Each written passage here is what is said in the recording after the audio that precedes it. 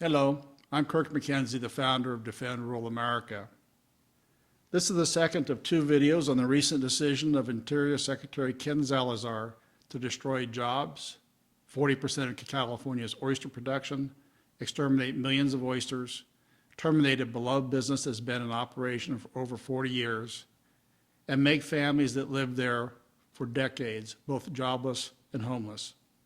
It is the story of Drakes Bay Oyster Farm, located on the Pacific coast just north of San Francisco. There, a few families produce millions of fresh, delicious, and wholesome oysters to grateful consumers, connoisseurs, and restaurants in the San Francisco Bay Area and elsewhere in California. This is accomplished with a small wooden boat and platform, a large bay,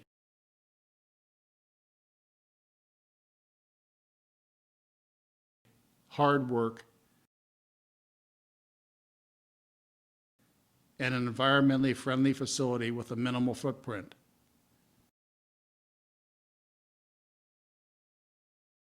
For over 40 years, employees have lived and worked at this modest facility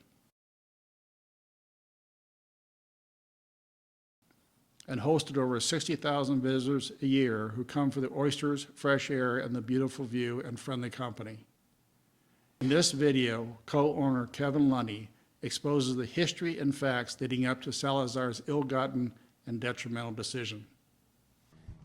Basically, the decision has been made, I guess, to shut down this business. It's been a business here for decades. And maybe you could explain to me what the argument that's being made, why you're not supposed to be here anymore.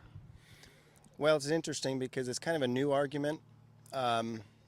This has been in food production, in oyster production permitted by the California Department of Fish and Game since 1934. And when in 1965, the land was transferred ownership to the federal government, to the National Park Service.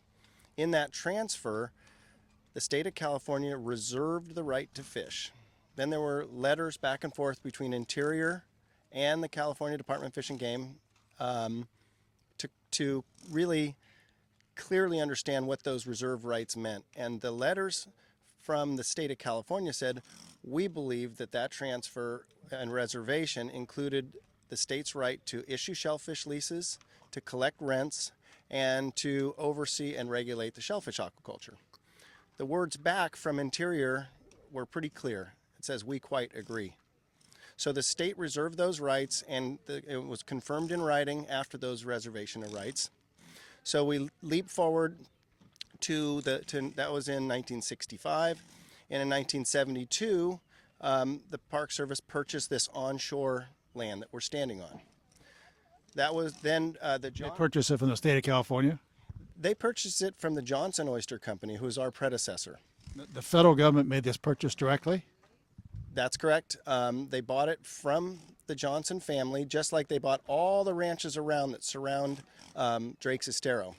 All the ranchers took reservations of uses and occupancy. All those ranch RUOs have been extended by special use permit. Ours, that we inherited from the Johnsons, is also renewable. It's explicitly renewable by special use permit, just like the rest of the ranchers. So one of the arguments that our opposition's been making all along is it was clear. We've always known it was going to be wilderness. When the permit was created in 40 years, the oyster farm was supposed to be gone, and that's that. Well, that's not a fact, and there's no record to support that assertion. So then that was in 72. The Johnsons had a renewable permit. Then in 1975 and 6, the Point Reyes Wilderness Act was passed. And the Wilderness Act was written by Congressman John Burton and Senator John Tunney. They first began with a Citizens Advisory Committee that created an idea for how the wilderness would be created in Point Reyes. They added 25,000 acres of wilderness to this seashore, but in the comments from the Citizens Advisory Committee, they said, well, we want the oyster farm to stay unrestrained by wilderness designation as a pre-existing non-conforming use.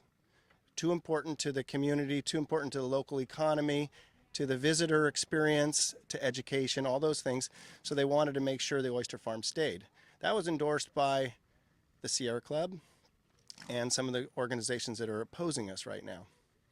Now, in the environmental impact statement for the Wilderness Act, they considered the 2012 date.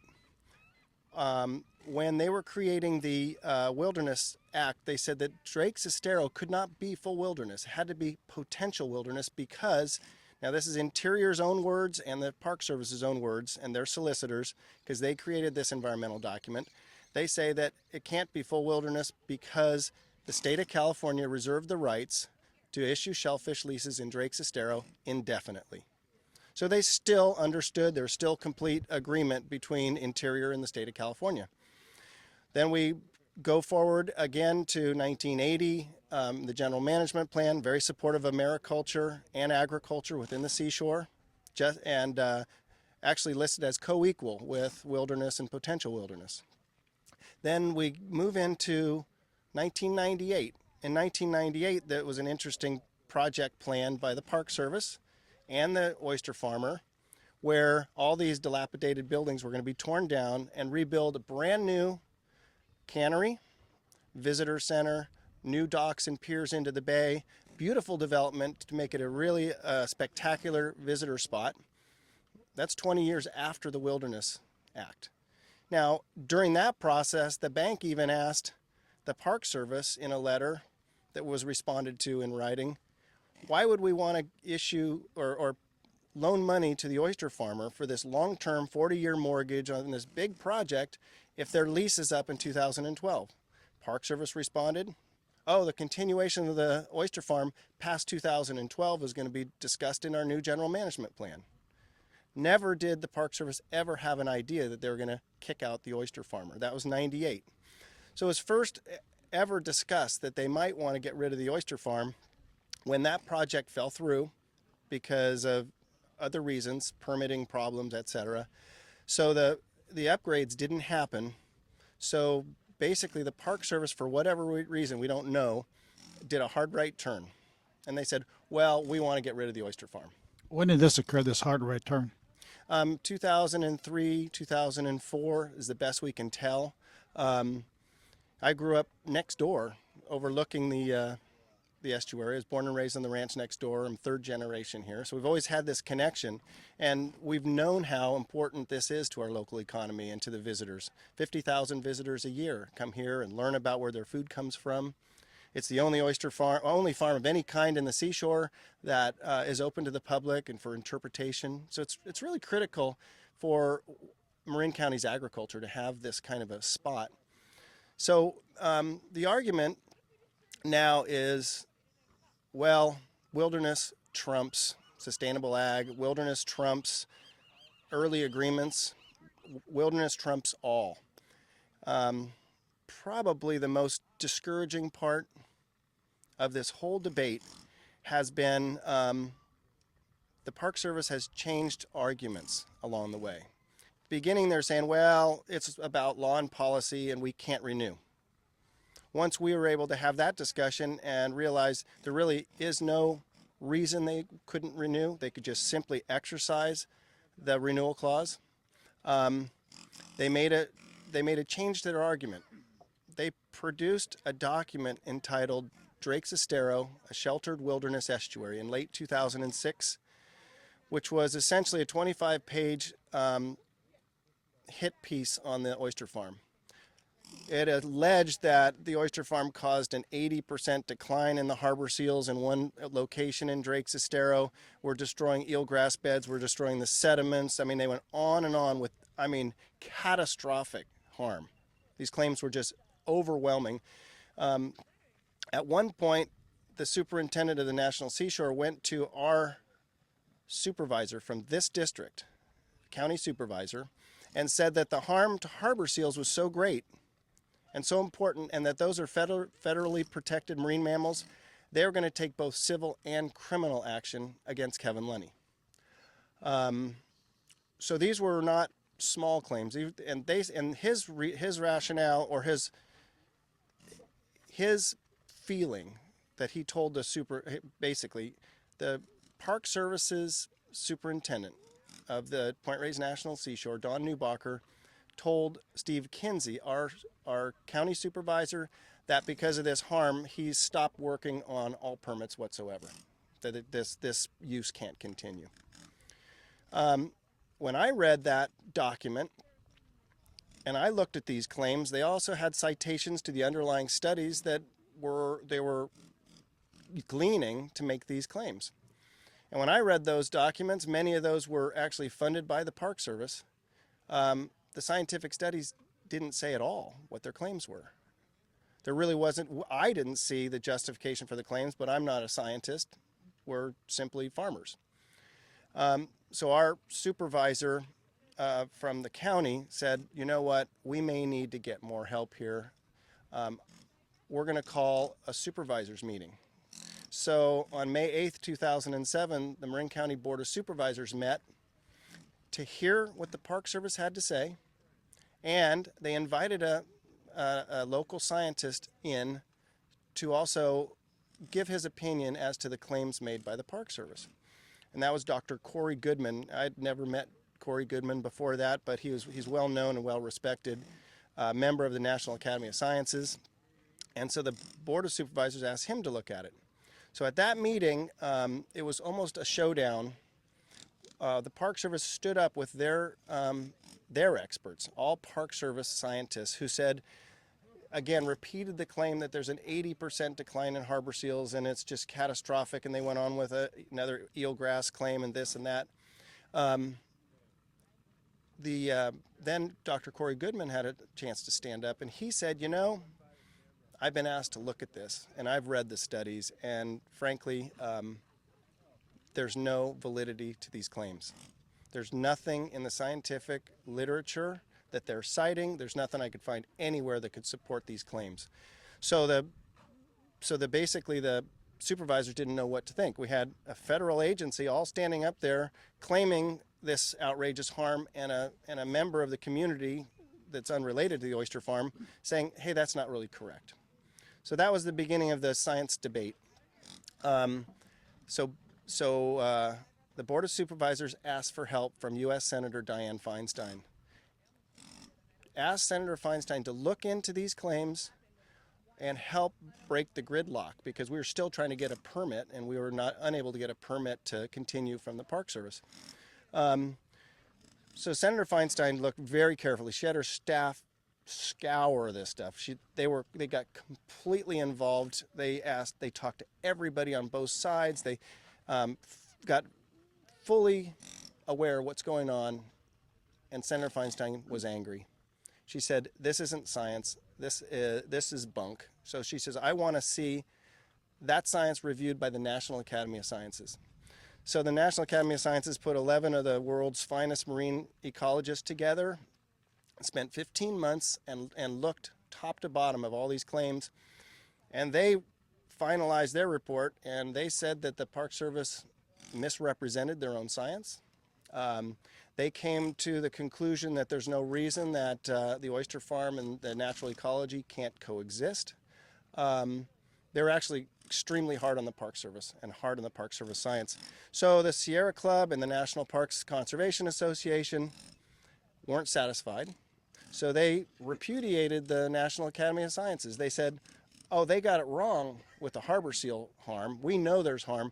So they went to the Marine Mammal Commission in Washington and said, you need to do a federal investigation of the harm. So they put another panel of experts together, and they reviewed. And it's what's really important with the Marine Mammal Commission, they brought these experts from all over the country, all over the world, people from actually the United Kingdom. All these experts came together, and you should read their individual comments. Their individual comments were actually very powerful, that harbor seals can coexist just fine with this kind of activity, and there is no evidence of harm to the harbor seals. So they underscored what the National Academy had said. So once we kind of got through that piece, we made a request to the Interior's, to Ken Salazar, the Secretary of the Interior, because in 2009, Senator Feinstein authored a bill that was passed in Congress that would take the decision away from the Park Service to renew and give it to the Secretary of the Interior. So with that authorization, and that authorization says notwithstanding any other provision of law, he had complete authority to renew. We took that as great news. We were thrilled that that would happen because we thought that he'd get to the bottom of all this and understand how important this is for the community, for the jobs, for all the reasons that we believe in the farm. So once that law was passed, we made a request to the Secretary that the Secretary renew our permit. So it was a request for a special use permit. And so immediately the Park Service said, okay, well, we have to do a full environmental review pursuant to NEPA, the National Environmental Policy Act, and we're going to do a full environmental impact statement. So they launched into a several $million project and spent months, and we spent a fortune on consultants and time involved in this process, and they produced this draft environmental impact statement. Now the draft EIS, even though the Park Service had already been so embarrassed by the false science and the false claims, the draft EIS was one of those, here they go again. We looked at this, we're going, oh my God, you know, this is really an outrage, we need it corrected. So we went and we had to be constructive. We put together comments on how to improve this impact statement for its final draft. Lawyers working on this because of they completely botched the NEPA process. They had different environmental baselines. I mean, there's nothing okay about this environmental document. So it took a long time to try to get our comments together, including all the scientific comments, and we provided those to the Park Service, and then they guaranteed that they would have this finished, the final impact statement finished by June 2011. June 2012. So we'd have about 5 or 6 months before the decision, before the permit expired, right? And so then it had to go through a process of where the EIS goes to the EPA, and there's notices in the Federal Register, and there's public comment, and all that had to happen before they could record a record of decision and before it could be used for policy decisions.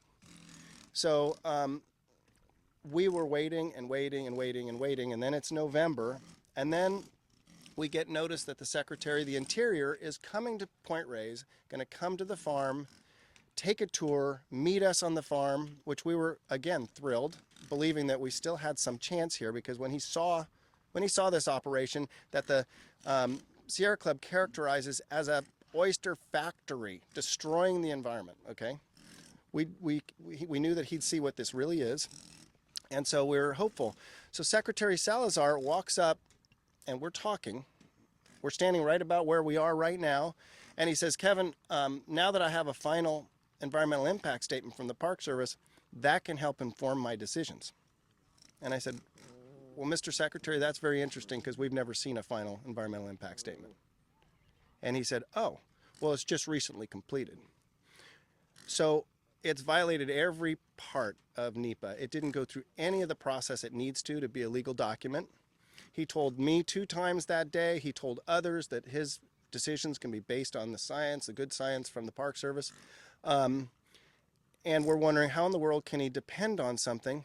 So we had, between that day that he visited and the day before our lease expired, when we got the call from the Secretary, to look at that final document. And frankly, it's as bad as the draft. There are misrepresentations, there are mischaracterizations, it actually has, it's airbrushed certain important pieces of history out. It's a horrible document that would never stand up. Yet here we see it being used in a policy decision that could affect anyone around this country if this kind of thing can be left to stand.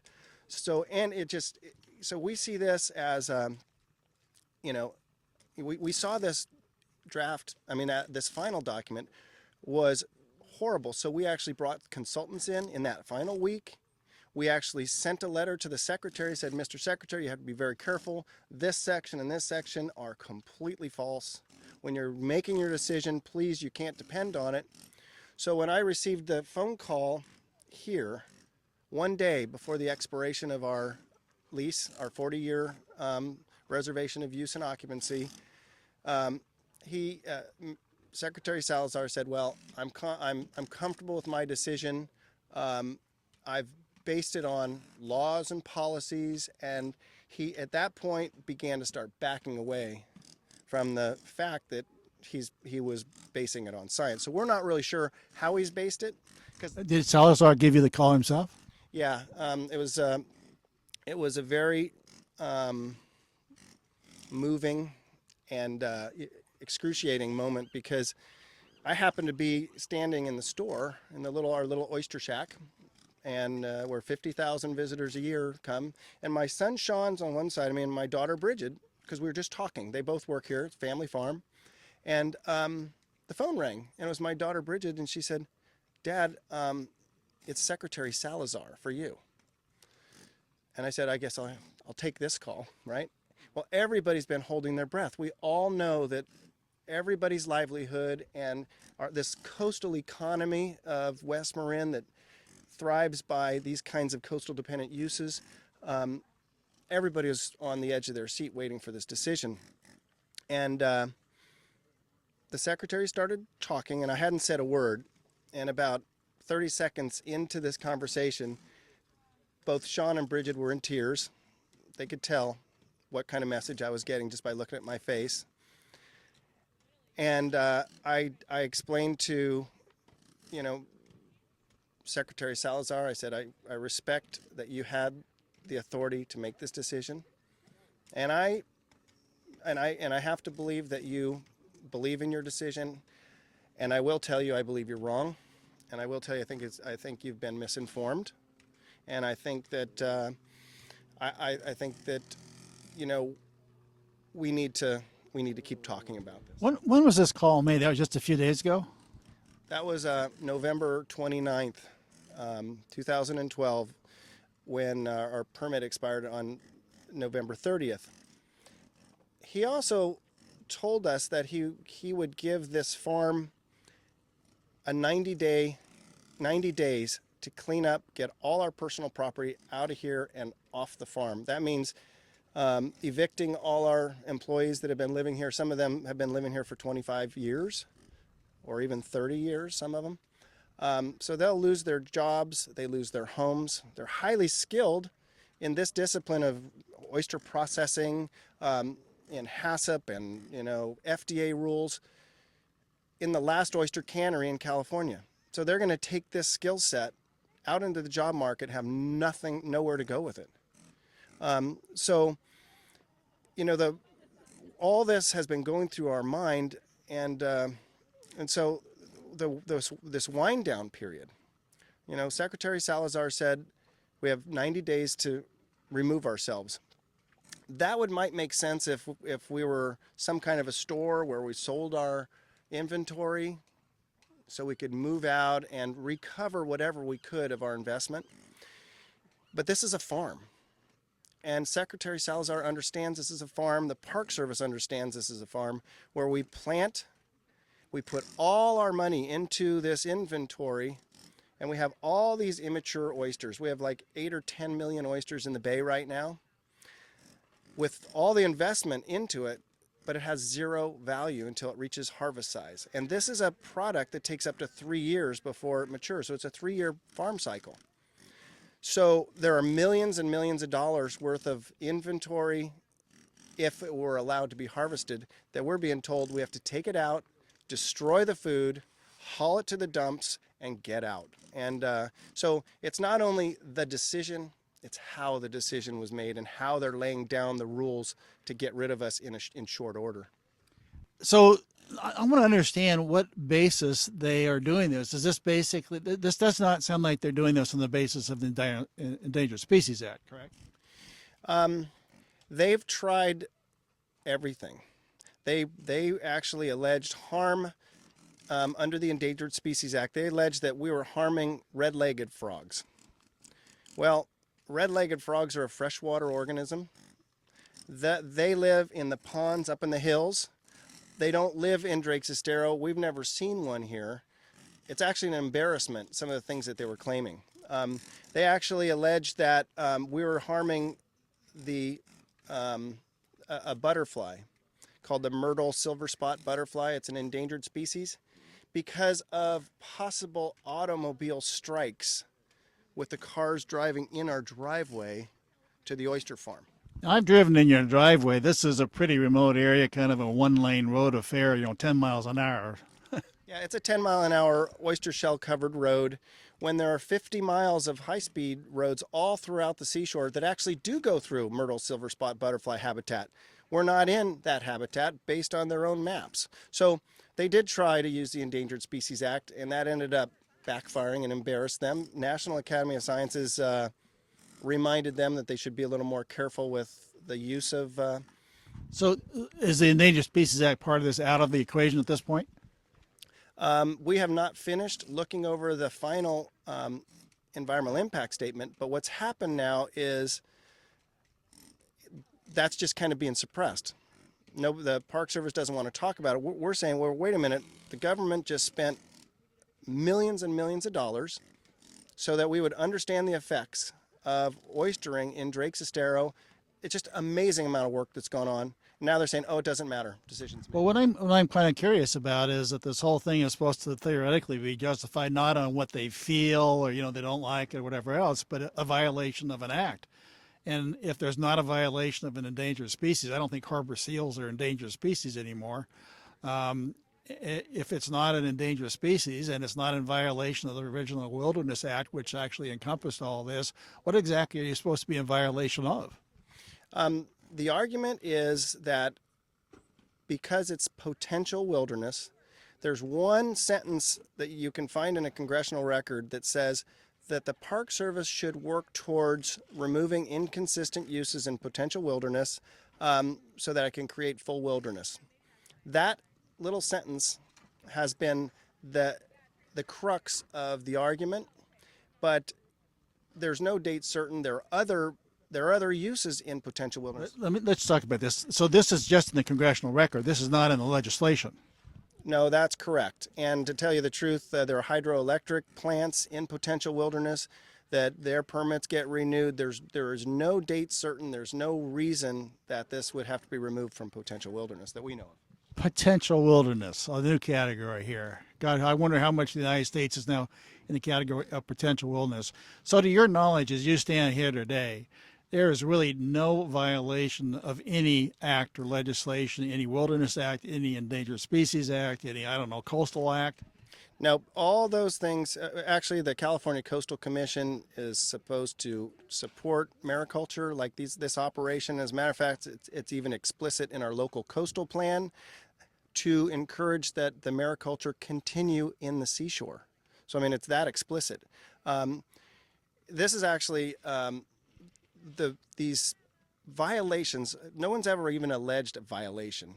They've alleged that this could be a precedent setter and we could begin to lose wilderness everywhere and it could end up with private industry and wilderness everywhere. So that law that was passed in 2009 actually says that it cannot be used as a precedent. It's for Point Reyes, it's for Drakes Estero only, that's it, and cannot be used as a precedent setter because Congress felt that this was actually a good thing. So, in essence, what if I understand what the conclusion is here, is that Salazar is saying that he has the authority, even though there's no legislation there behind his decision, because he doesn't like it, he can get rid of it. Essentially, I think that's it in a nutshell, because he was given full, unrestrained authority, notwithstanding any other law, knowing it wasn't a precedent setter. He could have listened to our community, to the San Francisco Bay Area, who is absolutely in support of the continuation of the farm. Those are the people that come to enjoy the seashore. Those are the people who care, and they were completely ignored by Washington, and who was listened to were a very small handful. It's a small gang of wilderness activists that the Park Service works with, invites in for special meetings. Actually, Even when the secretary was out here, they had their own private meeting, wouldn't let anybody else in the meeting, but their special gang of wilderness activists that represent a tiny faction, and the secretary sided with those few people. Are you familiar with Dr. Paul Hauser? That name ring any bells? No, I'm not sure. Okay, Dr. Paul Hauser, I know, and I've had several communications with, was actually in Salazar's department. He was the in charge of actually the integrity of their science research. And he reviewed the EIS for the removal of the Klamath River dams, which affects 9 counties, an area that is the state of Maryland, and basically said this is fraudulent science. The science is being corrupted in order to support the predetermined output of Salazar to destroy these dams. And this sounds to me like another instance of that. Yeah, unfortunately, I wish I could tell you I was surprised to hear that. Other places around the nation have actually come forward and told us that, this does happen. It's happening elsewhere. So it's extremely discouraging. So that and in doing so, the Park Service and Interior did violate a number of laws. They violated procedures. They violated due process rules. They violated even the Constitution to get this predetermined agenda done. And so that's what we're alleging in a lawsuit that we filed last week or earlier this week. Well, I can tell you, as the founder of Defend Rural America, which is an all-volunteer grassroots organization that's forming across the state of California now and will go national, I've been investigating this now for quite a long period of time. And yours is just yet another example, and dozens, if not hundreds, of examples of the same thing. They're just not, don't make any sense. And they're certainly detrimental not only to the individuals, the families, the communities, but I think they're ultimately detrimental to our nation's backbone. I mean, if you look at the totality, it's going after our energy supplies, it's going after our food supplies, it's going after our water, it's going after our building materials. The stories just go on and on and on, and the same kind of conclusions are being made. There is an agenda, and it has nothing to do with science. There's a predetermined outcome, an outcome-based, if you will, politics, where they know what they want to accomplish, and they just figure out how to try and get by and make a decision, that, irregardless of whether there's legislative authority or jurisdiction or anything else. And this is just another example of that. I'm sorry to hear about that, though. Yeah, well, as a good friend told us, he hasn't heard any music and he hasn't seen any large women singing. So it's not over. We do hope the state of California recognizes that they have an important role here. These are states' rights.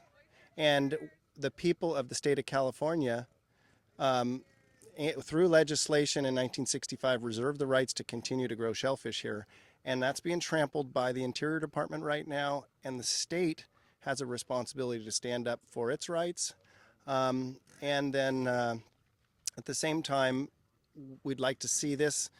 The reason we really want to see this corrected also in the courts is we're worried that this is meant to be a message that you too, if you cross the National Park Service or the federal government, you too can end up like the Lunnies. And we don't want to be that example. We think that this could harm people across this nation. Kevin, are there any final thoughts? What would you like the takeaway for this to be for people who would be watching this video? Well, one thing that we could be hopeful, because we do believe this is truly of national significance, we've had people come forward from all over the nation, including legal assistants that have offered to help us pro bono because there's no way we can afford it. If we can garner support from people around the nation and around the state to help us, we're creating a legal defense fund so that these great lawyers can continue to help on our behalf, because I think a lot of people will benefit from it. Thank you very much for your time. I definitely appreciate it. Thank you. Okay. Is Interior Secretary Ken Salazar's Department of the Interior intentionally falsifying science and circumventing policies to get the predetermined outcome he wants? The answer is yes, according to Salazar's own science integrity officer, Dr. Paul Hauser. who blew the whistle on the department's efforts to blow up 4 perfectly good hydropower electric dams on the Klamath River in Northern California and Southern Oregon. Be sure to watch Ginny Lunny's story in the second video, also entitled The Battle to Save Drakes Bay Oyster Farm, and visit the Defend Rural America website to learn more. The Lunny story is unfortunately only one of thousands of personal stories to expose the fact a once helpful government has turned hostile and uses various devices to destroy the production of quality food, water, energy, building material, mineral, and other resources that are critical to our nation's future prosperity, independence, sovereignty, and security. Thank you for your time.